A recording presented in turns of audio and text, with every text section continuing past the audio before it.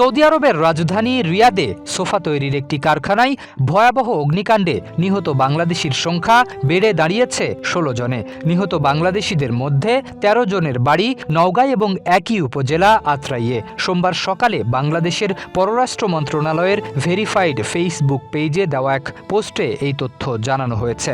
অগ্নিকাণ্ডে নাটোরের ২ জন এবং রাজশাহীর ১ জন নিহত হয়েছেন। নিহত বাংলাদেশিরা হলেন নওগাঁর ফরিদ, শুভ, রুবেল প্রামাণিক, সুমন, কলিমুদ্দিন, মোহন প্রামাণিক, সুমন প্রামাণিক, মিনহাজ, হৃদয়, শাহিন, আব্দুল জলিল, মজিদুল ও সাগর। নাটোরের শামীম ও সাব্বির এবং রাজশাহীর শ্যামলও রয়েছেন নিহতদের তালিকায়। রোববার দুপুরে ওই কারখানায় আগুন লাগে। মর্মান্তিক ওই অগ্নিকাণ্ডে বাংলাদেশি নাগরিকদের প্রাণহানিতে গভীর শোক ও সমবেদনা জানিয়েছেন পররাষ্ট্রমন্ত্রী ও পররাষ্ট্র প্রতিমন্ত্রী। নিহতদের শোকসন্তপ্ত পরিবারের প্রতি গভীর সহমর্মিতা জানিয়ে এই অপূরণীয় ক্ষতি ও শোকের সময়ে পরিবারের পাশে থাকার আশ্বাস দিয়েছেন তারা। এদিকে দুর্ঘটনার পর থেকে পরিস্থিতি সার্বক্ষণিক পর্যবেক্ষণ করছে পররাষ্ট্র মন্ত্রণালয়। প্রয়োজন অনুযায়ী নিহতদের পরিবার ও সংশ্লিষ্টদের সহায়তা দেওয়া হচ্ছে বলেও জানানো হয়েছে।